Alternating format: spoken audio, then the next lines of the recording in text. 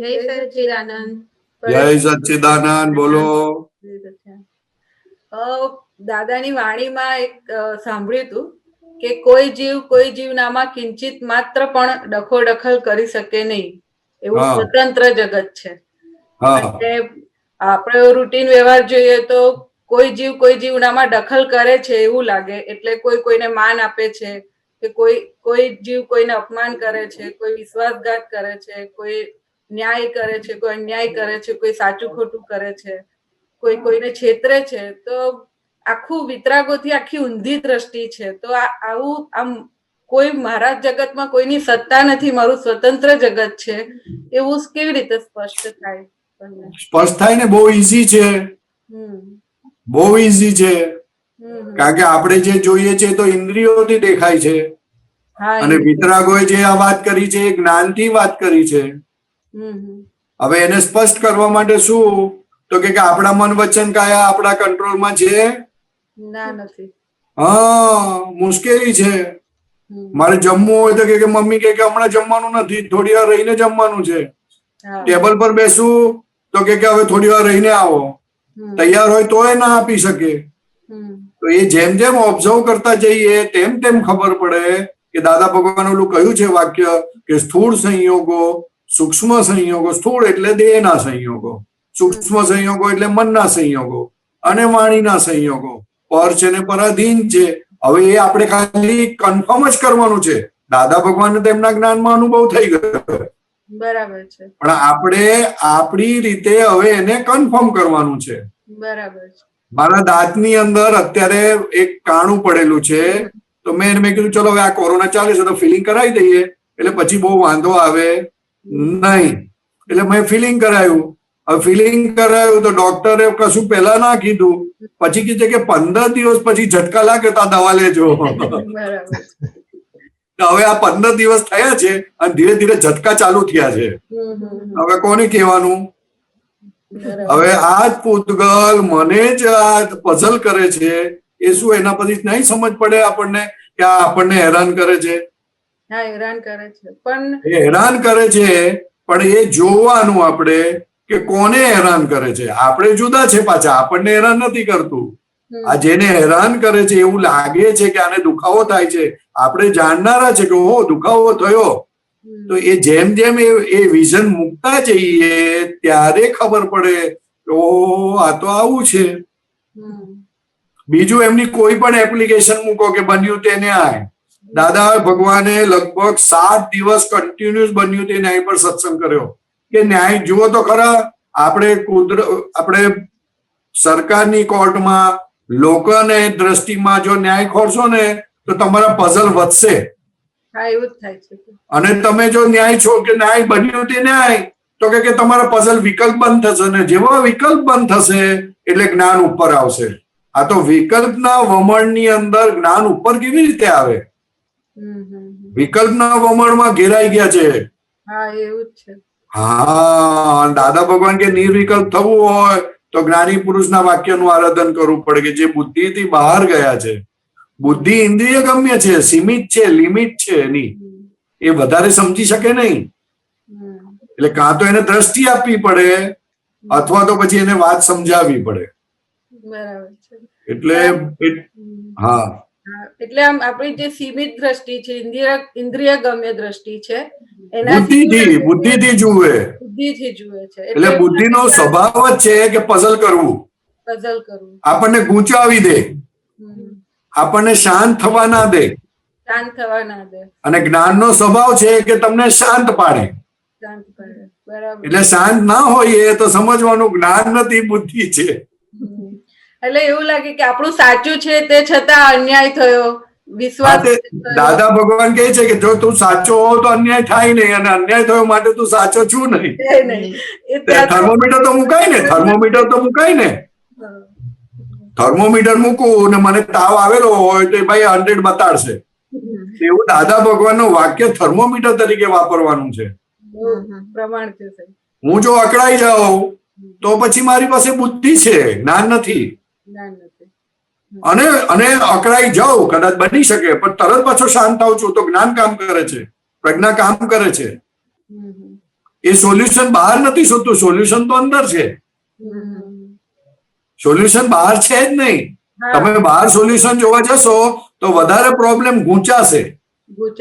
બરાબર છે. જનરલી બહાર જ સોલ્યુશન કરવા જઈએ છીએ. બહાર જ સોલ્યુશન, બુદ્ધિનો સ્વભાવ જ છે બહાર શોધે. બુદ્ધિ અંદર જોવા જ નહીં દે. બુદ્ધિ અંદર જોવા નહીં દે અને જ્ઞાન બહાર નહીં જોવા દે. હવે આપણે નક્કી કરવાનું છે. આપણે સહી કરીએ કે ના અંદર જ જોવું છે તો પછી ધીરે થઈને વળે. ઇન્દ્રિયો બધું વળે, કારણ કે આપણે દ્રષ્ટા થયા એટલે બધા ઇન્દ્રિયો પછી આપણું કયું કરવા માટે નિમિત્તે, અને ના કરે તો પણ વાંધો નથી, કારણ કે આપણે છૂટા થઈ ગયા. અને બુદ્ધિમાં તો એક ઇન્દ્રિય આમ ખેંચે, એક ઇન્દ્રિય આમ ખેંચે, બુદ્ધિ આમ ખેંચે, એક ખેંચા ખેંચ ચાલે. એટલે પઝલ ને પઝલ અને પ્લસ ઇમોશનલ થયા કરીએ. આખી આપણી સ્ટેડીનેસ ખલાસ થઈ જાય. અને બુદ્ધિ દર વખતે એમ જ કે હું સાચો છું, તો કે તું સાચો છું તો પછી સ્ટેડીનેસ શું કામ જાય છે? સાબિત કરવા જઈએ છે ને.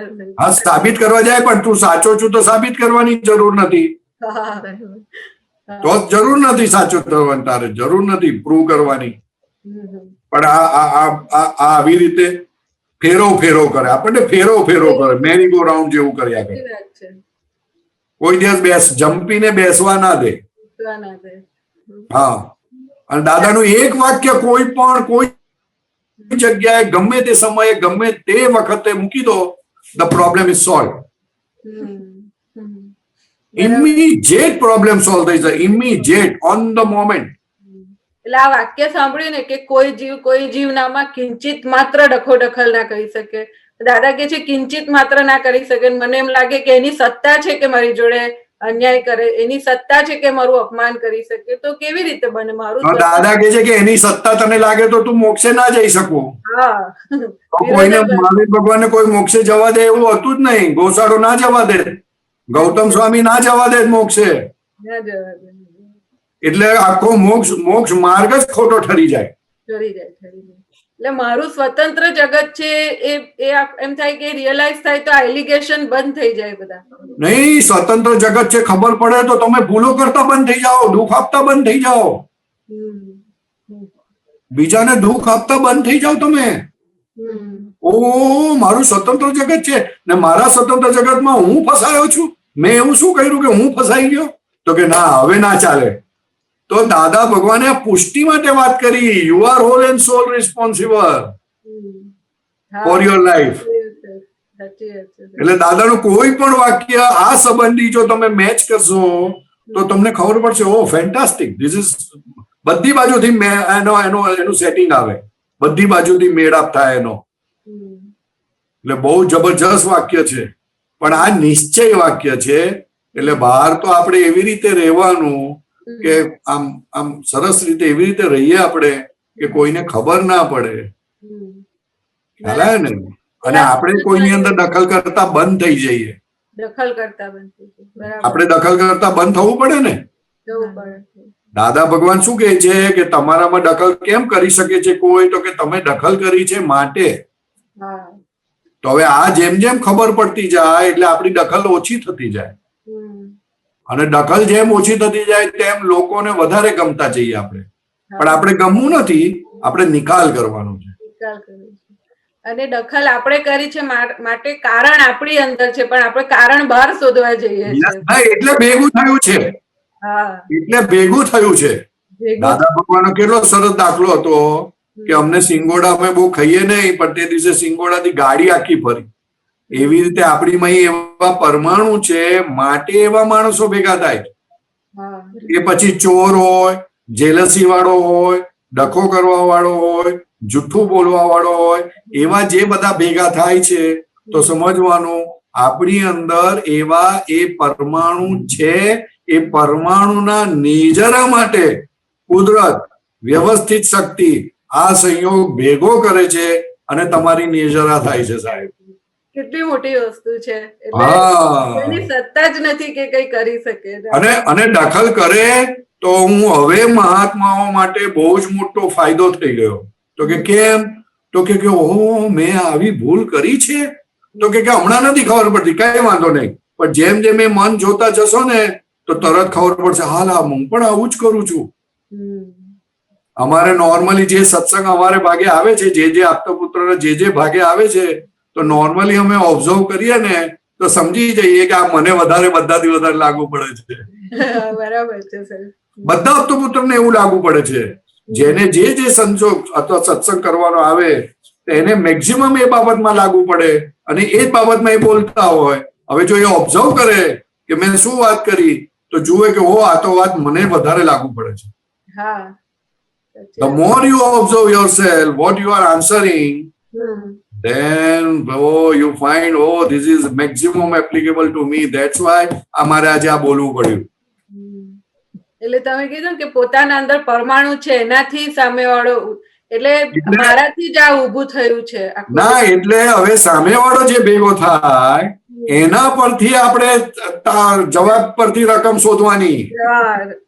જવાબ પરથી રકમ શોધવાની છે. એટલે બહુ ઈઝી થઈ પડ્યું. બહુ ઈઝી થઈ પડ્યું છે. કેટલું ઈઝી થઈ પડ્યું. આમ તો પકડી શકાય એવું છે જ નહીં. આમ પકડી શકાય નહીં, પણ જેમ જેમ આનાથી પકડાશે ને એટલે બહુ મજા આવશે. આવું આવું આવું એમ ધીરે ધીરે ધીરે મન પર કોન્સન્ટ્રેશન થતું જશે અને જેમ જેમ મન દેખાતું જાય પછી તો પતી ગઈ વાત. પછી ખબર પડે કે એક નાનું આમ તો સૂક્ષ્મ ભાગ કેવું સ્થૂળ સંજોગ લઈને આવે છે તે આપણે ઓળખી શકીએ પછી. અને ત્યાં અત્યાર સુધી ત્યાં દ્રષ્ટિ જ નથી જતી કે આપણી અંદર આવો ભાગ છે જેના ત્યાં ઊભું થયું છે. એ જાય કેવી રીતે? એને આપણે તો એને એ ભાગ ઢાંકી દીધેલો, બહારની જ દુનિયા છે એવું માનતા હતા. આ તો પોતાની જ દુનિયા પોતાની સામે આવી. અને એટલે હું બહુ સરસ દાખલો આપું છું ઘણી વખત નાના છોકરાઓને કે તમે થિયેટરમાં જાઓ છો તો કે હા સાહેબ જઈએ છીએ થિયેટરમાં. મેં કીધું થિયેટરમાં ફિલ્મ દેખાય છે કે બીજું કઈ દેખાય છે? તો કે ફિલ્મ દેખાય. મેં કીધું એ ફિલ્મ આવે છે ક્યાંથી? તો કે ઉપર પ્રોજેક્ટર હોય છે ત્યાંથી. તો મેં કીધું બરોબર, ઉપર પ્રોજેક્ટર હોય ત્યાંથી ફિલ્મ આવે છે ને? મેં ફિલ્મ બદલાય છે? તો કે ના. તો મેં કીધું ફિલ્મ બદલવું હોય તો શું કરવાનું? તો કે પ્રોજેક્ટર પાસે જે ફિલ્મ છે ને ત્યાં બદલીએ તો પડદા પર બદલાય. તો એવી રીતે પ્રોજેક્ટર આપણું આ મનનું પ્રોજેક્ટર છે, દ્રવ્ય કર્મનું પ્રોજેક્ટર. ખ્યાલ આવ્યો? હવે એ બદલે તો ઓલું બદલાય છે ને તો ઓલું તો એમને એમ જ રહેવાનું. There will be no change in it. અહીંયા બદલાયું, બધું બદલાયું.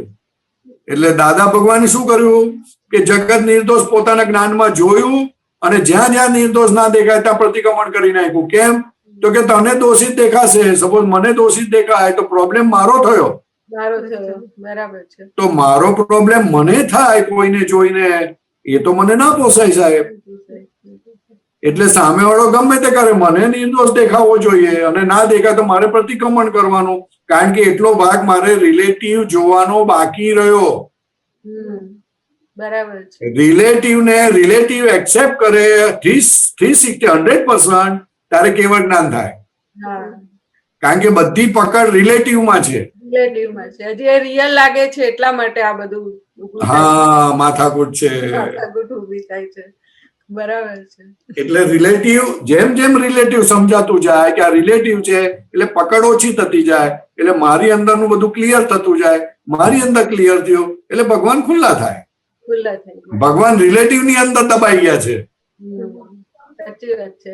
આપણે જ આપણા ભગવાનને આવરણ કર્યા કરીએ છીએ. આપણે જ આપણી જાતને ઢાંકી દીધી છે. ઢાંકી દઈએ છે. બરાબર છે. It's a biggest crime in the world. બહુ મોટી વસ્તુ. અનંત જ્ઞાન અનંત દર્શન જે પોતાની શક્તિ છે એને પોતે જ પોતાની અણસમજણથી, અજ્ઞાનથી, ભ્રાંતિથી ઢાંકી દે છે.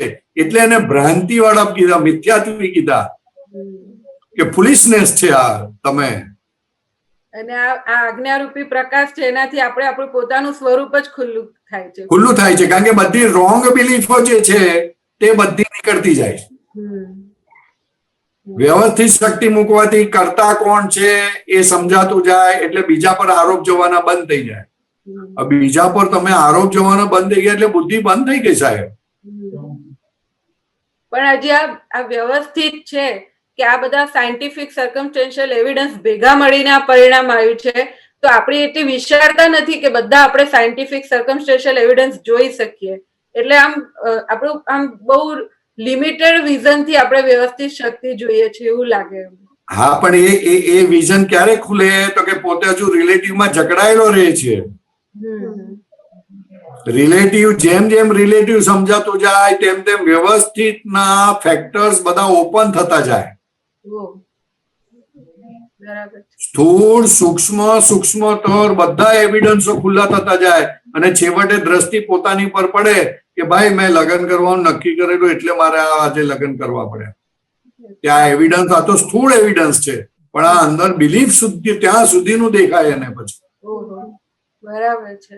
એટલે બધા એવિડન્સ, પણ એ રિલેટિવમાં એટલો બધો ફસાયેલો છે કે જેથી કરીને પોતાના જે નક્કી કરેલા અભિપ્રાયો જોઈ શકતો નથી. કારણ કે એને રિલેટિવ નથી દેખાતું. રિલેટિવ દેખાય તો પોતે જકડાતો બંધ થાય. રિલેટિવ રિયલ દેખાય છે એટલે પોતે એમાં જકડાઈ જાય છે, પોતે એમાં ફસાઈ જાય છે. અને પોતે એમાં ફસાઈ ગયો એટલે that's it, gone, matter gone. એટલે દાદા ભગવાન ઉંચકીને કાઢ્યા સાહેબ. કાદવમાંથી માણસ કાઢી શકે, રિલેટિવ માંથી ના કાઢી શકે. આ વર્લ્ડમાં કોઈ પાક્યો નથી કે રિલેટિવ માંથી કાઢી શકે. દાદા ભગવાને રિલેટિવ માંથી કાઢ્યા. ઓહો, એ જો સમજાય ને તો એ માણસ કેવળ જ્ઞાન થઈ જાય. જ્ઞાન થઈ જાય જબરજસ્ત. હે, રિલેટિવ માંથી કાઢ્યા. એ એવો કાદવ છે કે એમાં જેટલા નીકળવાની કોશિશ કરો એટલા વધારે ફસાય. એટલે શ્રીમદ રાજચંદ્ર એને સ્વચ્છંદ નામનો શબ્દ કહ્યો.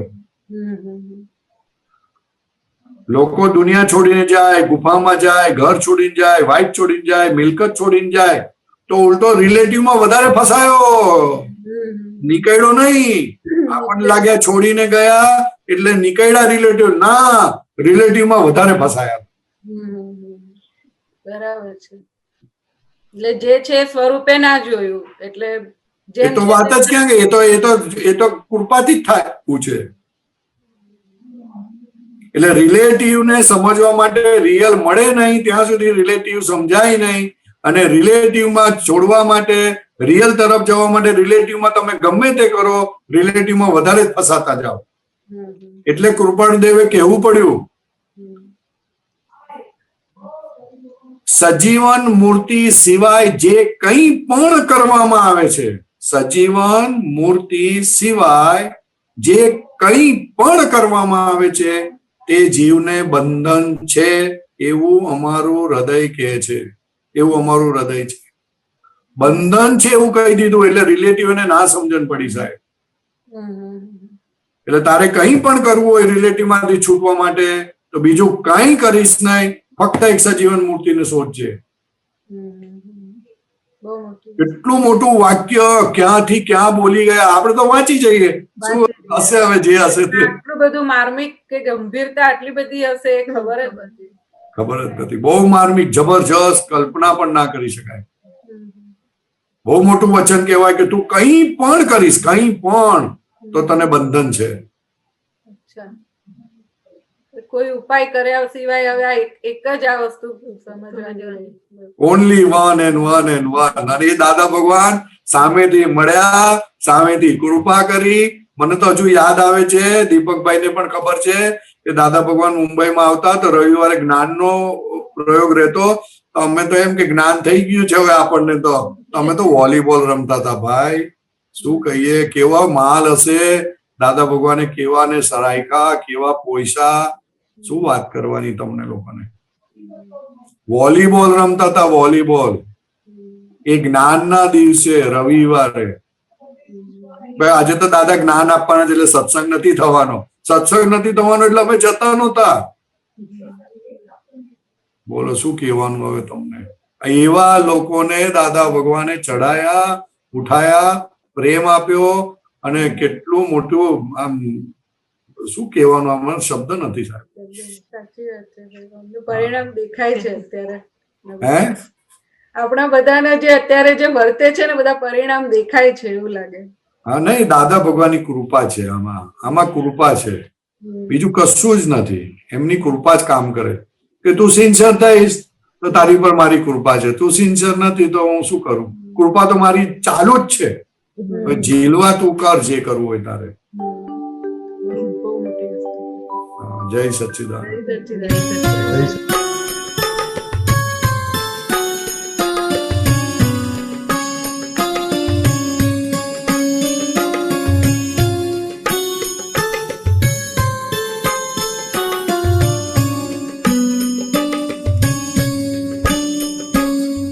किसी भी अवस्था में सुस्पष्ट समाधानी,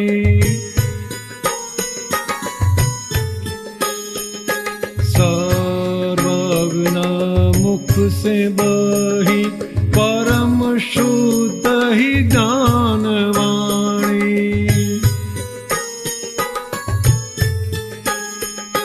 कहीं से भी कभी भी पढ़ो देखो हितकारी,